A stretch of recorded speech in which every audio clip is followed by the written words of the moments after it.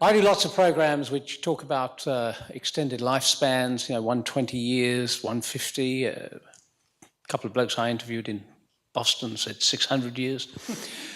And when I say yes, but, the mechanics below the neck will be fine, but what about what's in here?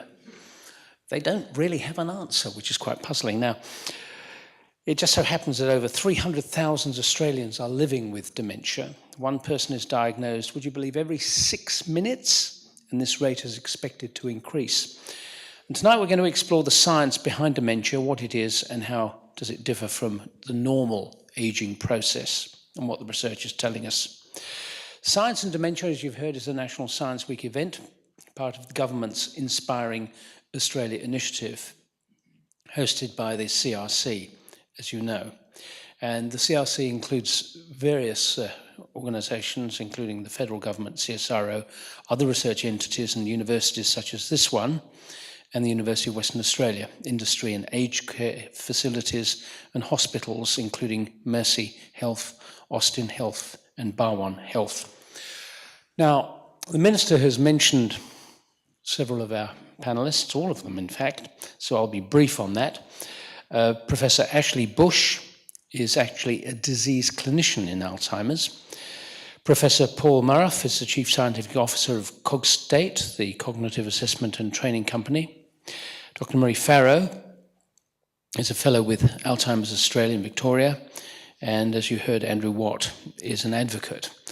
Now, I'm going to ask you, Ashley, a very straightforward first question. What is dementia? And why should we ask such a simple question? Well, we ask a simple question because it is a massive problem and there is no simple answer. We've got a dictionary definition for dementia. It comes from the same origin as the word mental, meaning thinking. So dementia means loss of thinking.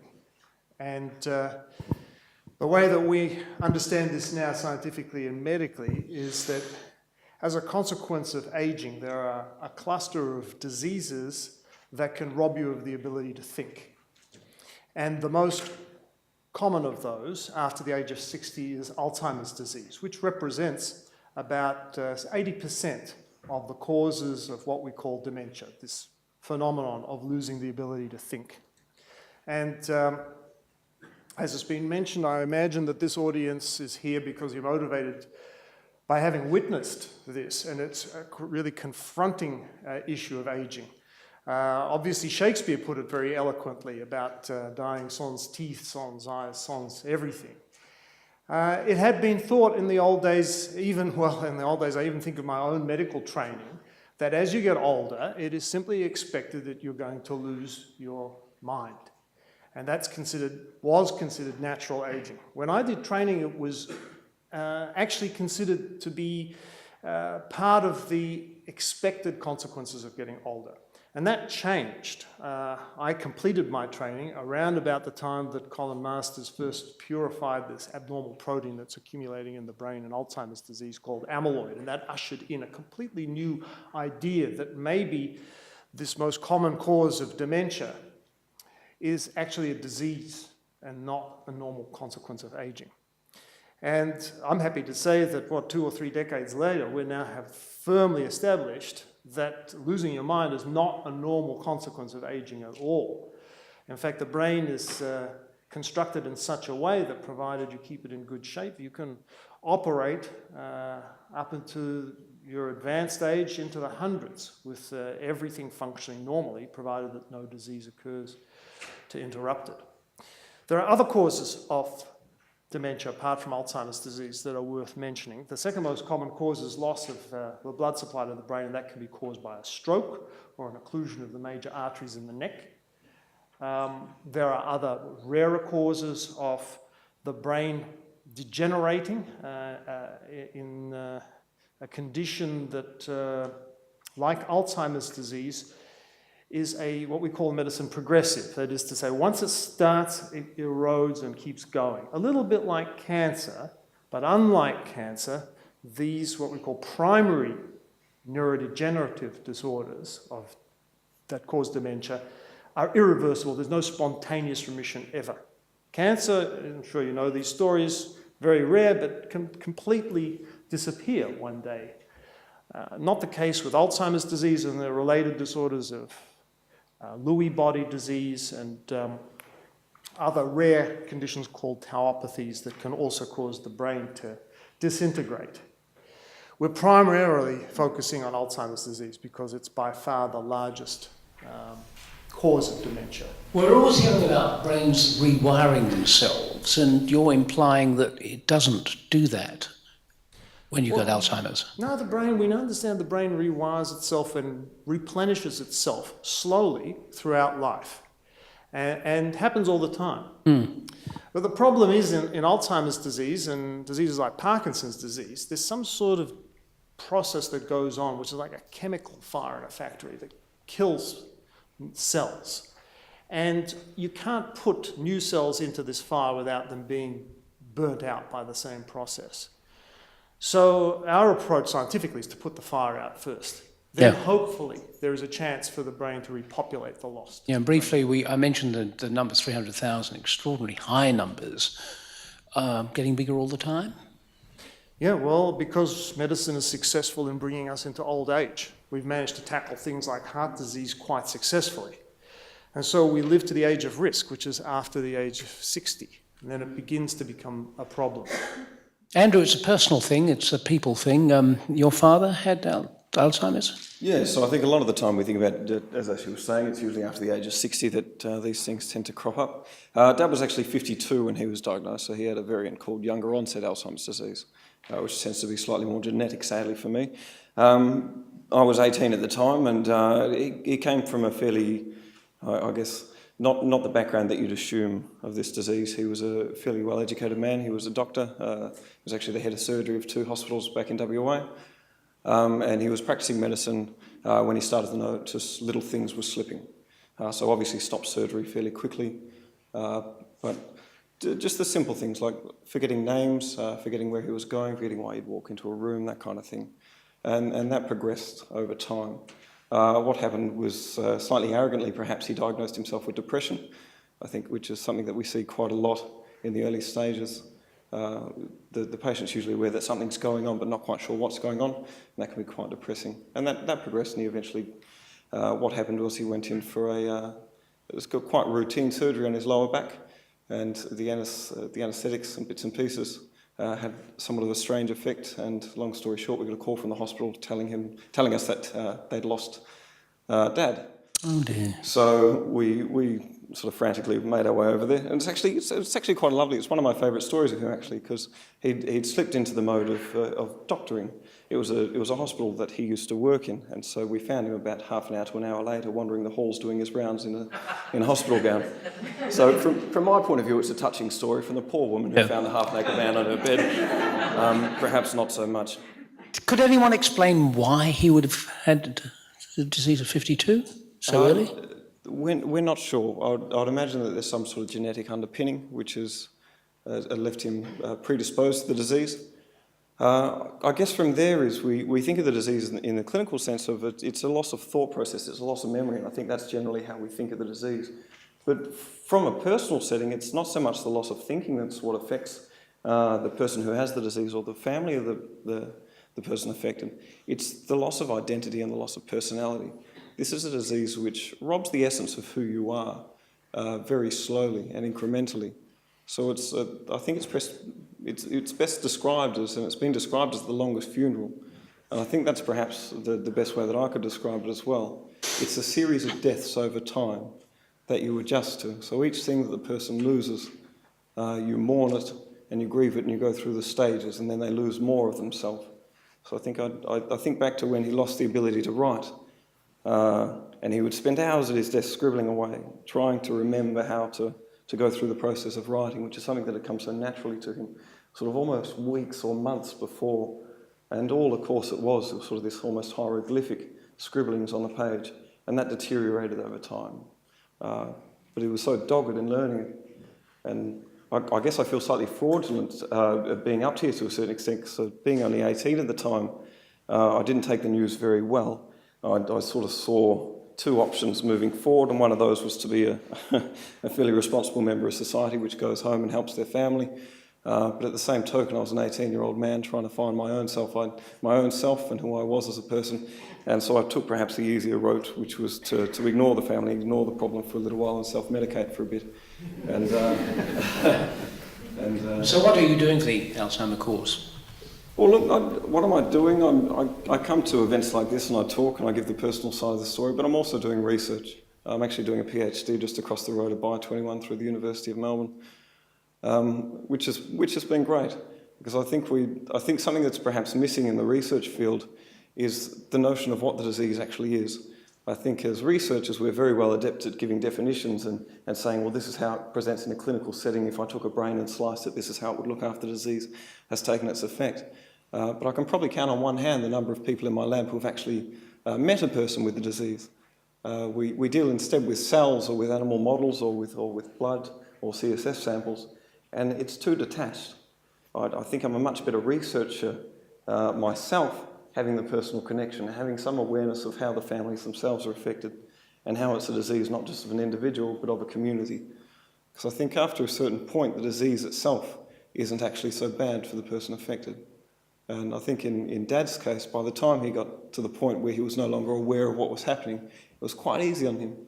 And he, you could make him laugh and you could make him smile, and if you brought up sort of stories from when he was younger, he would be happy. There was one particular, even after the point where he'd forgotten who I was and forgotten what my name was and didn't recognise me, I reminded him of, he used to love westerns, and his brother Graham brought home a BB gun one day, and so Dad thought it would be great to do the old thing in the westerns where they shoot at the feet to make the person dance. Dad was a great doctor, but he was a lousy shot, and he shot Graham in the foot. No, there wasn't bleeding or anything, but he was out of action for a couple of weeks. Oh dear. Even at that stage, he lit up and chuckled, roared with laughter. So he was still in there somewhere, but those are the moments that are hard for the family, because you get your bits of lucidity. And sometimes it's nice like that and you get a moment, and maybe they'll recognise you and say, oh, you'll have that moment where they'll look at you and they'll see you and they'll say, I love you and I remember you. But then at other times, it's not like that. At other times, you may be washing them or either helping them bathe, helping them go to the bathroom, helping them eat, and they'll recognise you then and they'll realise what's going on. Murray, is that typical, Murray? Sorry? Is that typical? There's a lot in what Andrew said that is very typical. Personally, I don't like to think of people with dementia as being typical, because there's no one-size-fits-all. Our brains can be affected by these various diseases that Ashley described, and it really does affect every person very differently. And so we can hear personal stories like Andrew's, but it's important to remember that just because Andrew's dad was affected in that way doesn't mean that your loved one is going to be affected in the same way. We're all very different. But there are a few things that Andrew highlighted that unfortunately are very typical, and one of them is around the misdiagnosis. So, Andrew's dad originally diagnosed himself with depression, but especially for younger people who develop dementia, they're often misdiagnosed because doctors don't think in someone in their 50s this could possibly be dementia.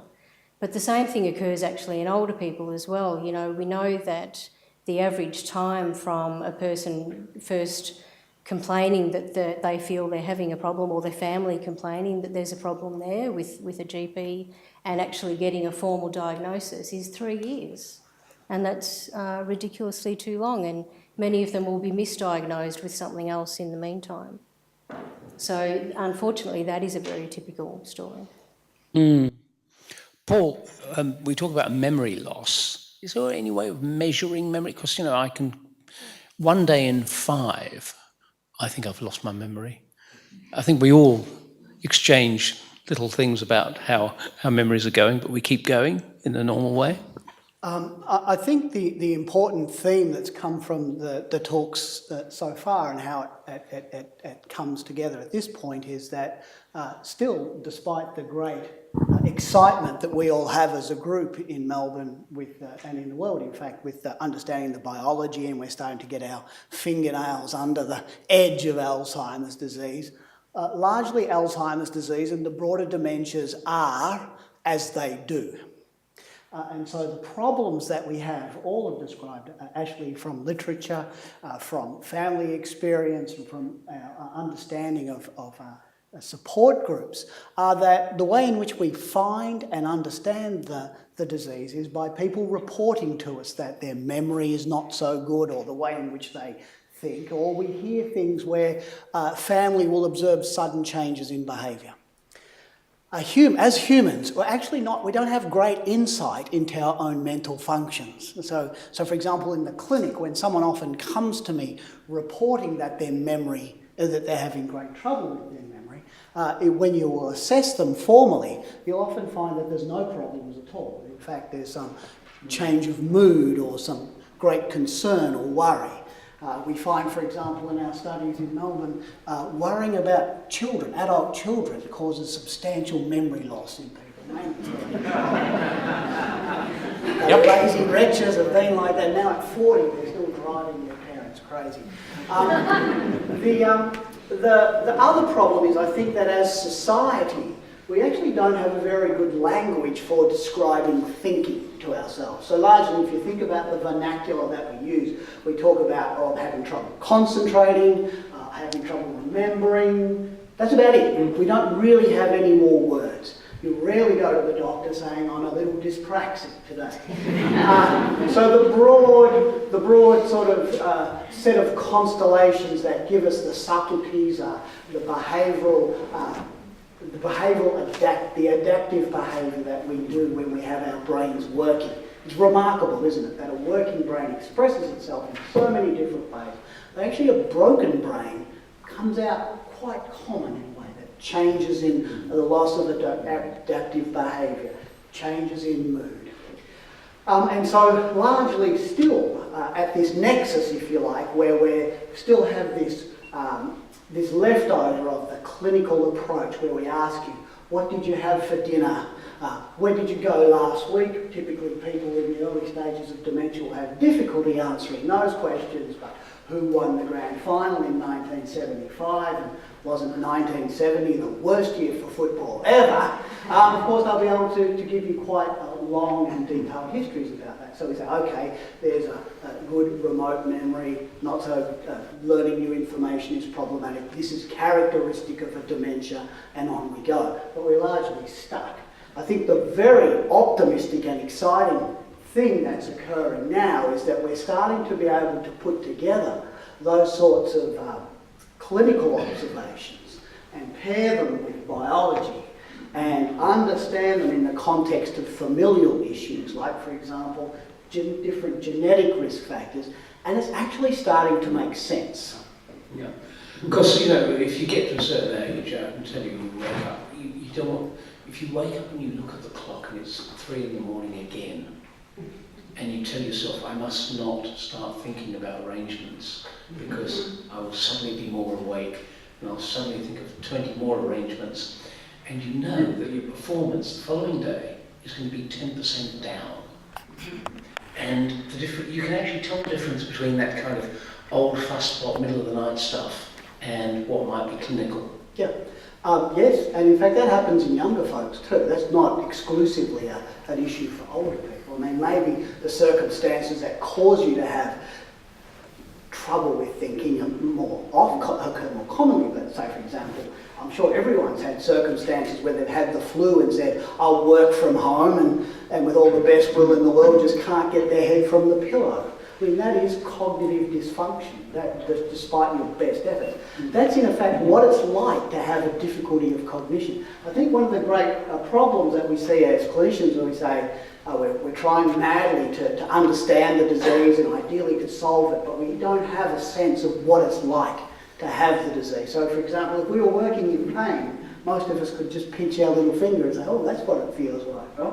But for me to describe to you what the loss of my memory is like. Yeah. Now, humans, we all humans, and I hear that there was misadventure in New Zealand, we've induced changes in memory in ourselves quite often recreationally. So we know what it's like to wake up the next morning and not remember what you've done the night before. That amnesia must give you a slight insight. Imagine being like that all the time, where at least that is not a voluntary cause. Well, maybe it was one thing, actually I remember when people were talking about Iris Murdoch, you know, brilliant person, both as a novelist and as a philosopher at Oxford, although she was a bit messy. But somebody looked at her last book and said when they analysed the word use using computers, you could tell that she had something that turned out to be Alzheimer's. If you can find out 20 years ahead, first of all, is it worth telling the big person, you know, in 20 years' time, you're going to be pretty severe? And can you do anything much more about it with that kind of advance notice? Yeah, no, that's really a really important question that we struggle with, because there's no treatment for Alzheimer's disease. It's not like knowing that your cholesterol is high and in 20 years' time you're therefore at risk for a heart attack, because there's nothing we can do. If we see a change, there's nothing we can do about it right now. And let alone we don't even have that cholesterol test that's equivalent for Alzheimer's disease. We're searching for it. So why do we bother? Well, the answer is this is medicine. There is a disease that is really complex. The brain is far more complex than the heart. It's a disease that's only been recognized as a disease for the last 20 or 30 years, I remind you. And as a result, we have to educate ourselves as to what causes it, what it is, and how it's manifested, and where you have to look in the body to find it, because obviously it affects the brain, but one of the general principles of medicine is that you don't necessarily look at the organ directly in order to determine whether or not the disease has started. We, in medicine, spend a lot of time, for example, feeling the end of your arm in order to determine what's going on inside your chest, right? So, I mean, that's the sort of very simple example of how medicine works. Is there equivalent for the brain? Well, of course there must be, because we know that the body is interconnected so elegantly, and that there's representations, the extremities of your body of what's going on in the centre all the time. This is a general principle. So part of our work as researchers is to find out what that is, and that's for Alzheimer's disease, and that's what we're searching for there, is a biomarker. What are biomarkers? So a biomarker is, it can be a chemical, it can be an image, it can be a lump, it can be a pulse, it can be a pressure. It's a physical manifestation or a chemical manifestation of a disease that is otherwise invisible. So that if we can't see the disease directly, as obviously is the case in Alzheimer's disease, you're not looking at someone's brain, you just know that there's evidence there's something wrong with it. We look for a manifestation of it somewhere else. And an example of that could be, let's go back to the cholesterol test. The cholesterol test is a biomarker for heart disease, because if cholesterol is elevated, we know that that is related to a disease process that causes the layering of atherosclerosis in arteries, and it affects the coronary arteries, and that occludes the blood supply to the heart, and that's ultimately what causes the disease and kills you. Now, we don't have a blood biomarker for Alzheimer's disease. We're looking for one.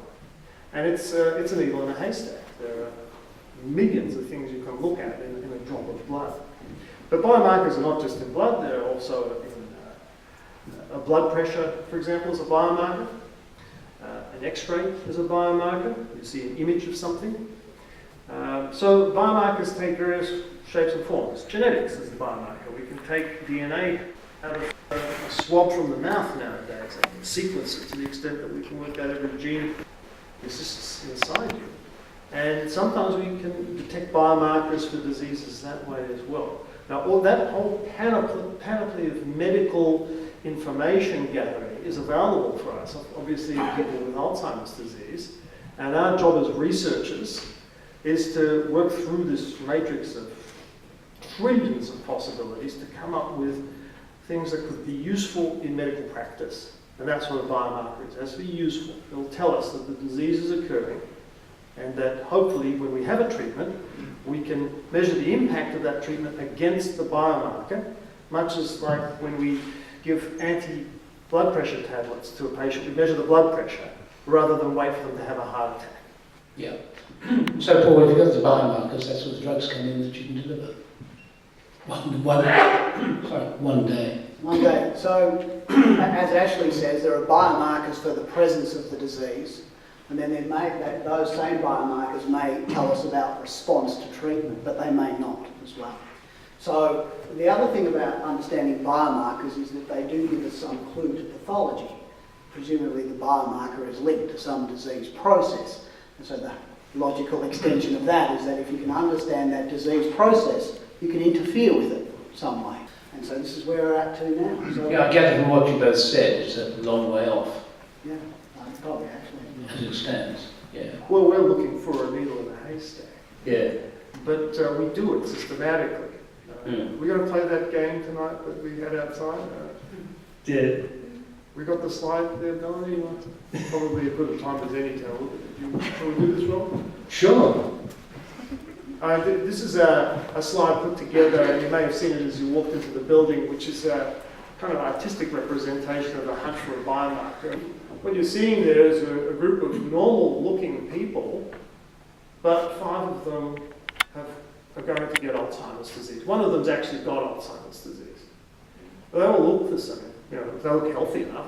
So the colours and the squares and the symbols are actually the equivalent of test results. Could be blood pressure, could be proteins that we've measured from their blood. When we put a needle in a person's arm, we have the opportunity to order 150 tests, and then there's probably another 20,000 that are experimental that we can do as well. We get all of this information, and we hunt for signatures of the disease, for example, in the blood or some other thing, like a scan of the brain. We try to then determine whether or not that change is going to travel with the disease. Is it evidence of a normal person, or is it evidence of a not normal person? So the basic first step is to take the people who we know have got the disease and compare them to the people who have not got the disease. Now, I don't know if any of you played that game which involved the card that you received tonight, but your task is to find this needle in a haystack. There are 5 cases there, and this slide might be hard to see it, but the short answer is it's the little red circle that you can see in the 2 people on the second row, first and second. The older lady in the 3rd row towards the right. It's not so easy for me either. Oh, there they are. There you go. And on the last row at the bottom, the guy on the right, the guy on the left. Now, the older lady is the one who has Alzheimer's disease. And the other 4 are going to get Alzheimer's disease if there's no drug that stops them. And that's the idea of the biomarker. We find a change that we can see in people who don't yet have the disease. And the usefulness of this is, obviously, if we have a drug like anti-cholesterol drugs that can lower cholesterol, we can eventually lower the risk of heart attack. In the case of Alzheimer's disease, we don't know the drug yet that's going to be able to treat it. One of the major usefulnesses of this biomarker will be in the process of discovering the drug. Because right now, if you want to do a drug clinical trial for Alzheimer's disease, it will cost you easily $300 to $500 million just to do the last very large-scale clinical trial. And it may take 15 years to get there. This is a very long time and a very expensive process. And that's why it's so frustrating, because Alzheimer's disease is not a rapid disease. It's a very slowly deteriorating disease in general. And it requires large numbers of people to do these clinical trials. And we have to wait for them to deteriorate. We can hope that the drug may reverse the deterioration, but any new drug for Alzheimer's disease will be a winner, even if it just buys them time. So how long do you study them for to see how long you can extend their useful functional capacity? Usually a trial will take at least 6 and very often 24 months. Marie Andrew, what are the personal implications of that, being identified at that very young age as someone we've seen in the picture? Well, I think we've got two main problems in the field. So my research focuses on identifying blood biomarkers. We're making progress with that, so there seems to be an inflammatory signal in the periphery, but the problem is the inflammatory signal simply means that the body is sick. So this is the same sort of signals that we get if people have the flu or a virus or any sort of infection, so they're not specific. We need something that's specific for the disease, and it's very tricky because amyloid, the protein that Ashley was mentioning before, which accumulates in the brain, is incredibly fragile. So if we change certain parameters, we find it hard to measure in blood. So one of the big issues is identifying these biomarkers which will enable us to pick these people. So keep in mind that we're talking about healthy individuals in their 40s and 50s. So if you're feeling healthy, you're 40 or 50 years old, we're looking at you to be the type of person that would go into a clinic and want a test taken. So there are two tests that are currently available in research which are actually quite good at spotting people who are in those early stages. And that's a CSF sample looking at measures of amyloid and also another protein called tau, or it's a neuroimaging technique which has a look at amyloid in the brain. The problem is these tests are very expensive. The imaging costs between $2,000 and $5,000. It's not covered by insurance, and it's not even publicly available, so you'd have to know somebody in research to get it. And nobody really wants a needle in their spine unless they're having an epidural and about to give birth. Nobody's putting their hand up for these things, so we need a blood test. The other problem is that if we do identify people, we've got nothing to give them. And I think one of the frustrating things, from the position of a consumer, in the sense that I'm affected by the disease personally, but also a scientist, it's frustrating to watch how the pharmaceutical industry is actually conducting their research at the moment. We've put all the eggs proverbially into the same basket. We're all targeting essentially the same thing. So we've lost a bit of the imaginative side of science. And what we're finding is that these drugs, which are all targeting the same thing, aren't necessarily working the way that we expected them to. And so this is causing problems in the sense that actually we're saying it costs about $500 million for these trials. In the past 10 years, we've probably lost upwards of $6 billion. So we're losing faith from the pharmaceutical industry. Yeah. Murray, what about the impact on the family? I must say that I'm the worst patient in the world. I just don't go to doctors because they find things. And if they find things, oddly enough, I feel guilty. You know, my body's failed on that one. So I don't tell them. I don't know how Terry Pratchett went out there and did. What about the families? It is very difficult. So, you know, for someone like Andrew, whose dad had Alzheimer's disease, we know that people really worry, okay, you know, mum or dad or grandma has it, does that mean I'm going to get it too? And now that we've got the idea of biomarkers and, you know, being able to detect the disease before a person has any symptoms or signs of any illness, this is going to become a bigger issue because some people are in the camp of, I don't want to know, I'm not going to talk about it, I'm just going to live my life and, you know, wait and see what happens. But there are plenty of other people in the other camp who want to know and to be able to plan ahead. And the issue is that the biomarker research is really progressing very rapidly, and in fact in the US last year, one of the compounds whereby you can detect amyloid in the brain with a PET scan was listed to be used clinically. It was approved by the FDA. So it's only a matter of time before this is approved for clinical use in Australia as well, and because it's there, people will demand it. And so we as the clinicians and the trying to help people and the families have to work out a way that we can use these tools ethically and sensibly and help people deal with the information that we're giving them. And it is really incredibly difficult at the moment because we don't have that treatment. Paul, you want to say? I still would suggest that when we've looked at other diseases or disorders for which there's not been a cure, so for example when HIV first occurred, the issue was get diagnosed, understand.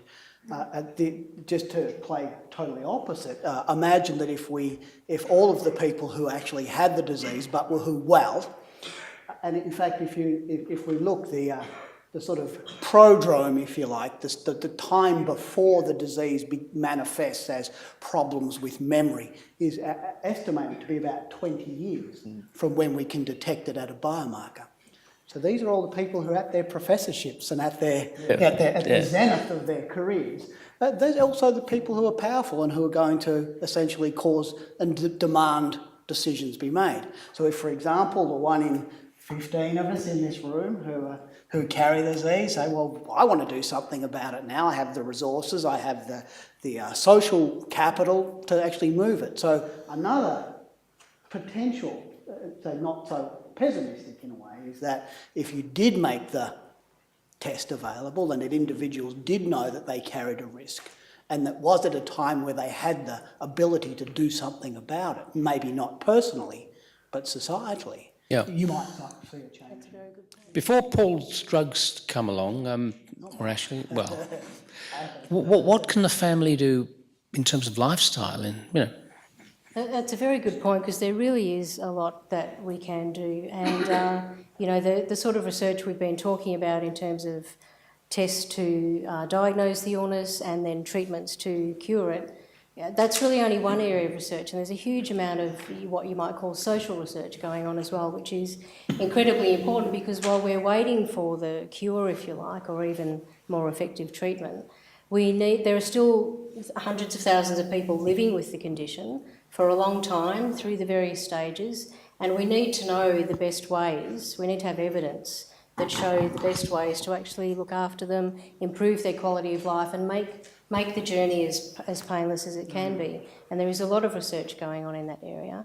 And there's also a lot of research going on into prevention, lifestyle approaches, as you mentioned. So we know that people who are more mentally active, as well as more physically active, and who look after their heart health, their cholesterol, their blood pressure, diabetes, we know that they have a much lower risk of developing dementia. And we also know that those things can help people who might already have dementia to perhaps slow down the progression somewhat. So while it's not great that we haven't found that treatment yet, there are really a huge amount of things that we can do to help people. And we're doing a lot of research in that area to improve that as well. And we really shouldn't undermine the benefit of a couple of extra years in terms of family connection. I mean, I'd give anything to have a day. I think it would be incredible, just to touch base sort of thing. I think if you talk to family members that are affected, having a couple of extra years, even the years where the depression's the diagnosis that underlines, if we had those 3 years back as family members where we could sort of plan for the future and maybe take that last holiday, or, organise the financial side of things or the legal side of things before things got too tricky. yeah, when it comes to the science, of course, there are various versions around. If you go to Sydney, you will find a certain professor will tell you it's not to do with amyloid, it's to do with mini strokes in the brain. Lots and lots of little strokes. Jonathan Stone, I think you know the name, professor at the University of Sydney. Colin Masters will tell you a different story. There'll be various people who will come across with other ideas about really what's behind it and what to do next. What should we make of the science itself, Paul, actually? Well, there's a lot of science ahead of us with this. Yeah, there's prions, there's aluminium, there's all sorts of stories kicking around there. Look, the struggle as a scientist, as a career scientist, is to offer hope when really what you see in front of you is a morass of complexity. And the best we can do is to stick to our scientific principles and to admit that we don't know what we don't know. And we have to organise ourselves to get information. It's a really hard sell to both politicians and the general public, that this is a gigantic disease, the kind of which has never been tackled successfully before. It's so close to ageing itself. And who of us can boast scientifically that we know how to stop ageing? So for us to imagine that we can do something to stop Alzheimer's disease is a very high ambition scientifically and medically. But we have to do it because we now know that it's certainly a disease. But as I keep returning to, it's only been a disease for medicine for a little while. We haven't thrown a lot of resources at it yet. And we have to because we're successfully reaching that age of risk much more frequently. And what is going to happen is a social tsunami because it's incurable. It's an exceptionally expensive disease. It causes a great deal of misery, and it's going to cost the country an enormous chunk of the GDP as we project forward if we don't have an intervention for this epidemic. So scientifically, we've got our work cut out for us. There's a lot of opinion. Of course there is. There's going to be opinion, and it'll continue, but there's going to be that bit of extra conjecture and too much opinion until we actually have a disease-modifying drug. It's at that point that until we have that first thing that actually eats into the disease, whatever it is going to be a matter of opinion. My theory versus Colin's theory versus whoever's theory. We have our theories, and that's not the truth. The truth is when we can modify the disease and succeed in the clinic, and that's where we have to go. Paul? I think another thing we have to be wary of is that science is essentially a multivariate business. So the idea that one of us, any one of us, despite the strength of our opinion or the extensiveness of our training, is going to actually be able to explain this complex disease with a single process is probably unlikely. We've heard already across the four of us that there's issues of family, there's issues of resilience maybe, there's issues of different proteins. Ultimately, you're going to find that the manifestation of this disease is the sum total of multiple processes, all of which are related or change as a consequence of our ageing. We're biologically determined for these changes to occur. I think one of the great dangers, and we as scientists as well, whenever we think there's some good news, and let me tell you, we do try and tell people when we have good news, mainly because it helps us get grants for the next time, stuff like that. But the way in which the information comes out, we've found that the length of your third finger is related, and well, that's not just a story. There's a sort of a demand for simple answers in terms of our scientific communication processes. Largely we end up on the news with lots of pictures of people's hands or feet, and we have to distill this quite a complicated story into a simple thing. So then we get folks coming into us saying, I hear if you eat cocoa that's going to cure my Alzheimer's. I should start smoking, or I need to rub beeswax under my arm or something like that. That there's all of this. Taking notes. I have one I prepared earlier. If it's okay for a few questions, if you want to put your hand up, I shall come and ask you to say a brief question with no soliloquies, please. Why does the disease progress over after 60? Is it because there's a specific incident that triggers the disease and you've been around long enough by 60 to have that incident triggered, or is it just a slow accumulation of the amyloids over time? Perfect question, please. Well, that's a great question again, and Alzheimer's disease is not a disease of childhood, although the youngest recorded case was 18 years old. But even in people who inherit the aggressive form of Alzheimer's disease that's caused by mutation of a small number of genes that we know about, that disease still is a product of advancing age. It occurs usually in the 40s, which is still very young to get Alzheimer's disease. So we know that the cause of Alzheimer's disease is linked to your biological aging somehow. What aspect of it is still uncertain. It's still debated. And there's some obvious things such as heart disease. Is there a link with heart disease? Since heart disease is such a common accompaniment of aging. But mightn't necessarily be only that, because after all, you can get the disease by having a genetic lesion that doesn't have anything directly to do with heart disease. So we have to tackle that. What is the property of aging alone that changes the chemistry of the brain so that it capitulates to this particular disease? And by the way, whatever it is, sets you up for other things too, such as Parkinson's disease. Yeah, question here. We know that we've got treatments that work in mice, or at least slow it down in mice. And we know that there's genetic variations that can prevent or slow down Alzheimer's disease. Why aren't we doing trials now on people, more of them, to actually figure out what works and what doesn't work? I mean, do we just need more money and more volunteers? Yeah, look, there's certainly a great thirst for money to be able to put the clinical trials forward. They're very expensive. Even the smallest meaningful clinical trial costs in the order of $10 million to execute correctly. And anything smaller than that is kind of meaningless. That's why we're very interested in biomarkers, to be able to lower the expense of the trial and get results earlier by actually tackling the biomarker as a representation of the disease. But while we're on the subject and you raise it, I think we have another slide that we probably should show, take this opportunity to show as well.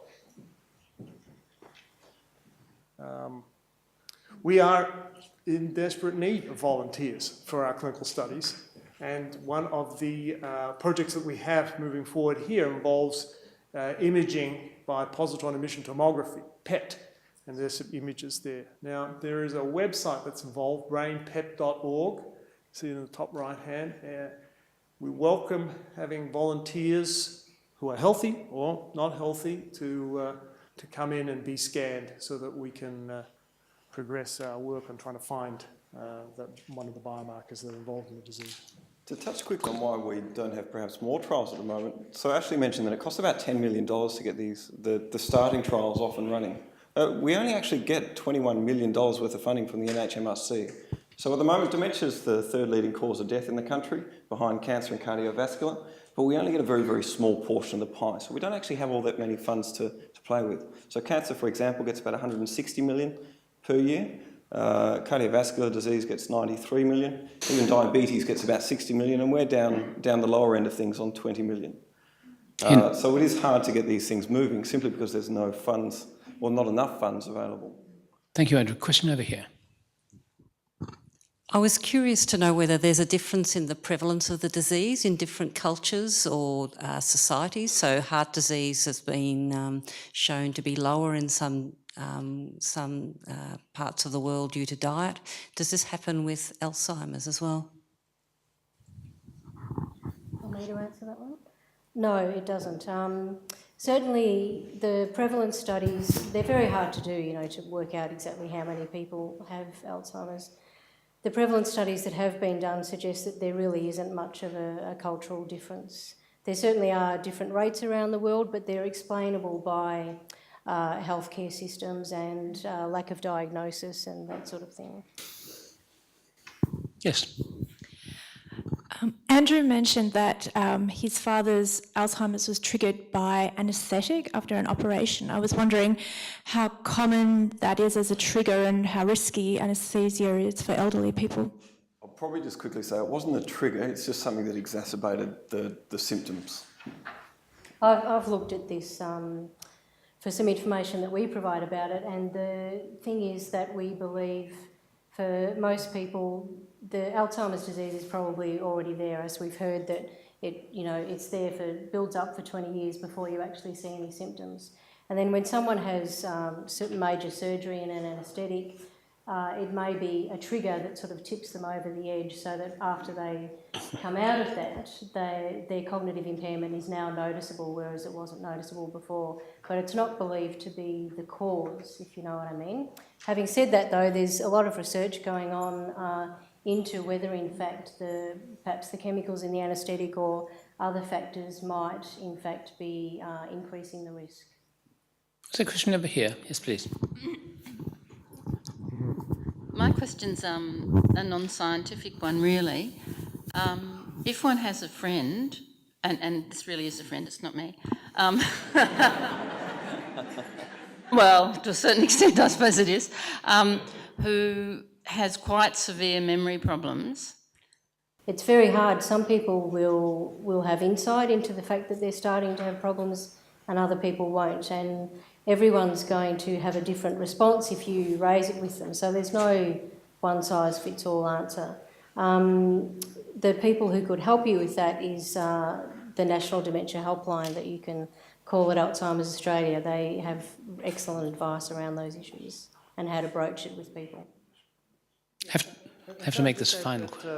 About 5% of people who say they have a memory problem have actually got something that's treatable. So it's important that if you have memory symptoms of any kind, that you go to the GP and get assessed, and the GP may decide to refer you on to a specialist, and in about 5% of cases there's some cause that's actually treatable now. So not every memory loss problem is Alzheimer's disease and incurable, there's a fair number that can be reversed. Things like thyroid problems, mineral problems, anemia. There's tons of causes of memory loss that are currently treated by ordinary medicine. And this will be the final question. You are talking about heart disease for a trigger, but from my personal experience, I've seen that stroke is a very, very important trigger. My father had a stroke when he was not even 50. He was a fighter in the First World War and the Second World War, and in fact, his mind deteriorated, little by little, and until he died when he was 67, and for me, certainly, the stroke was the trigger for this case, and it's certainly not the only case, I could talk about. Thank you. Yes, strokes again. Well, yes, so stroke, we're investigating the association between stroke and the factors that cause stroke and Alzheimer's disease. And stroke in itself is a pretty complex disorder. But stroke is essentially the shut-off of the blood supply to a part of the brain. That part of the brain dies, and it can be either discrete in one part of the brain, but also can actually be quite diffuse in various parts of the brain. But Alzheimer's disease, possibly, as I mentioned before, has a link to heart disease, and heart disease is a major cause of stroke as well. So we have to dissect out all of these possible associations and figuring out, is there a separate medical syndrome of Alzheimer's disease that's got nothing to do with stroke? Is there a stroke cause of dementia that's got nothing to do with Alzheimer's disease, and to what extent are they interconnected? And there are studies ongoing right now that are trying to study whether or not stroke can ignite the Alzheimer process. Yeah. It's quite possible. Well, one last question, okay, one very last one. I really appreciate it. Actually, you talked about Alzheimer's causing parts of the brain, or parts of the brain to die, or cells to die. And obviously, I am assuming that parts of the brain are responsible for specific functions and memory. But then you also talked about patients suddenly having moments of clear lucidity and being able to remember things and going back into the past. So how do you explain those two? That you're saying something's died, the cells are dying, and yet there are moments of clarity and there are moments of memory that come back. Yeah, so the cells don't die all at once in every part of the brain. There are parts that are more vulnerable than others.